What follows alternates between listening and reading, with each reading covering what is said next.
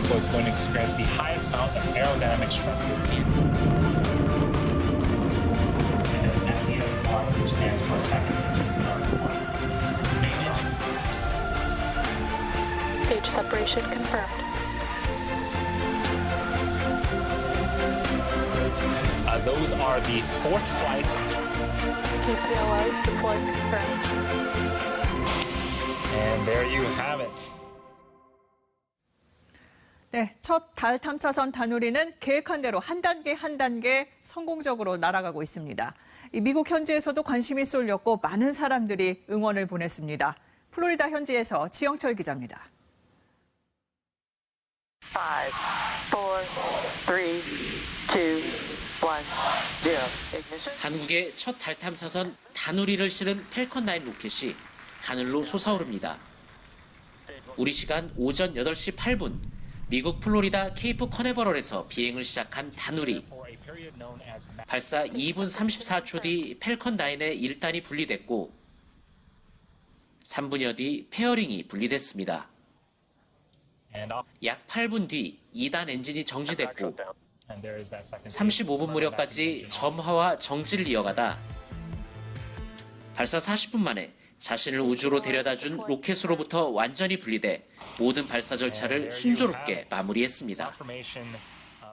현장의 관심도 뜨거웠습니다.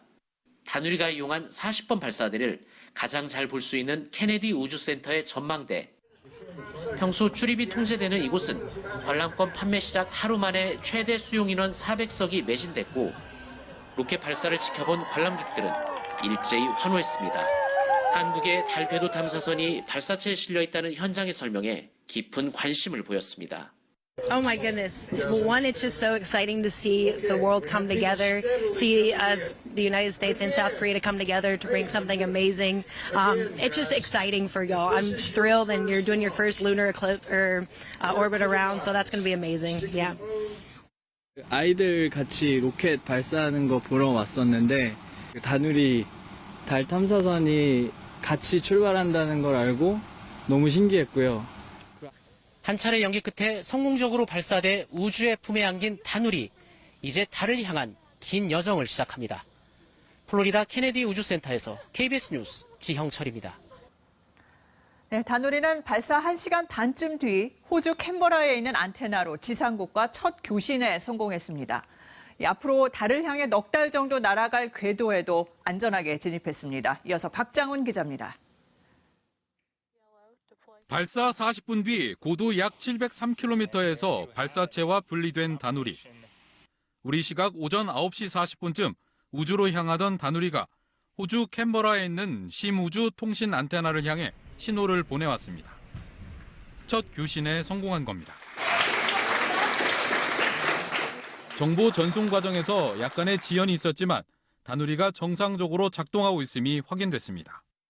교신 결과 위성 상태는 정상이고 명령도 보낼 수 있는 상황입니다. 드디어 우주 탐사선 운영한다는 그 기쁜 마음에 좀 전 첫 교신에서 그 환호성을 하시고 우리 시각 오후 2시 다누리가 이번에는 앞으로 넉 달여 동안 달을 향해 나아갈 궤도에 성공적으로 진입했다는 사실도 확인됐습니다.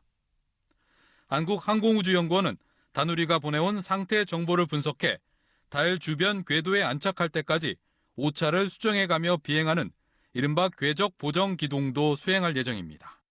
달을 향한 궤도에 성공적으로 진입하였음을 말씀드립니다. 달 궤도에 근접할 때까지 최대 9번의 추력기 작동을 통한 방향 조정이 계획되어 있습니다. 이제 다누리와의 교신은 경기도 여주에 있는 높이 42.7m, 반사판 지름 35m의 국내 최대 규모 심우주 통신용 안테나가 맞게 됩니다. 출력이 높고 잡음을 줄일 수 있는 증폭기가 탑재돼 먼 우주와의 교신이 가능합니다. 다만 우리나라에서 다누리를 관측할 수 있는 하루 8시간 동안만 교신이 가능합니다.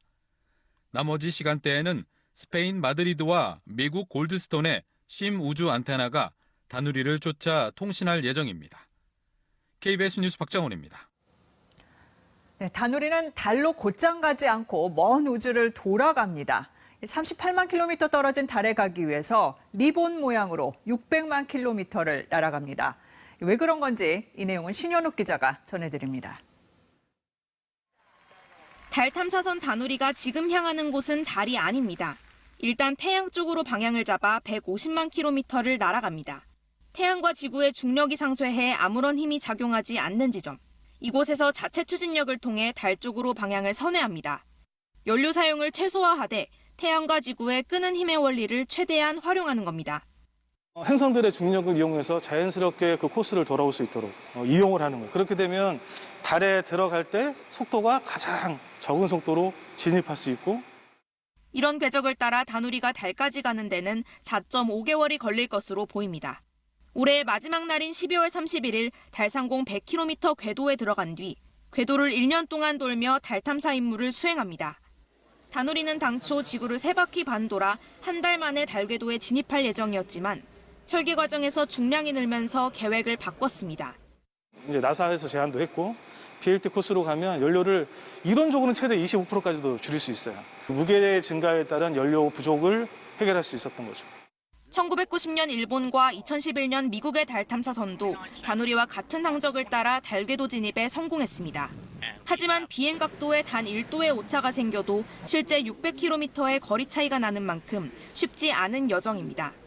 135일 동안 시간 동안 저희가 그 고도의 집중과 기술이 필요로 하는데 약 60명의 엔지니어 분들이 한마음 한뜻으로 잘 운영을 해야지만 다누리를 달 궤도에 정확히 집어넣을 수 있기 때문에 싣고 가는 연료를 최대한 아끼기 위해 다누리는 멀지만 효율적인 길을 택했습니다. KBS 뉴스 신현욱입니다. 이렇게 넉 달이 넘는 여정을 거쳐 달의 궤도에 도착하고 나면 내년부터 다누리는 매일 12차례 달을 돌면서 본격적인 역할을 하게 됩니다. 어떤 일들인지 김민아 기자가 정리했습니다. 다누리에는 국내 연구진과 미국 항공우주국 나사에서 각각 개발한 탑재체 6개가 실려 있습니다. 먼저 고해상도 카메라, 궤도를 따라 돌면서 사진을 찍어 달 지도를 그릴 예정입니다. 2031년을 목표로 추진 중인 우리의 달 착륙선이 내릴 후보지를 찾기 위해서입니다. 평광 카메라로는 달의 표면 입자를 정밀하게 촬영합니다. 태양빛이 닿지 않는 달의 극지방, 암흑 속 미지의 영역을 조사하는 데는 미국 나사가 개발한 섀도우 캠이 사용됩니다. 달의 지질 자원과 우주 환경의 정보도 수집합니다. 우주와 지구를 잇는 통신 상태도 시험합니다. 다누리가 보내온 신호와 영상을 통해 심우주 통신 능력을 확인하는데 여기에 BTS의 뮤직비디오가 사용됩니다. 탐사선하고 지구하고 해서 계속적인 명령을 보내고 또 자신을 제어하고 있는 이런 통신 능력, 이제 이런 것들을 확보하게 됩니다. 이런 것들이 31년 그리고 앞으로 다른 쪽의 우주 탐사에도 굉장히 그 기반이 되는. 달에 유인 기지를 세우려는 미국 정부도 다누리가 보내올 결과를 기대하고 있습니다. So we think there's lots of areas of cooperation with Korea. If they're bringing the same super talent that we saw with KPLO, we hope to go back to the moon and not just visit and take some rocks like we did last time. We want to stay there for a very long time. 임무 기간은 1년. 정부는 다누리의 연료 상태 등을 점검해 임무 기간을 연장할 수 있다고 밝혔습니다. KBS 뉴스 김민아입니다.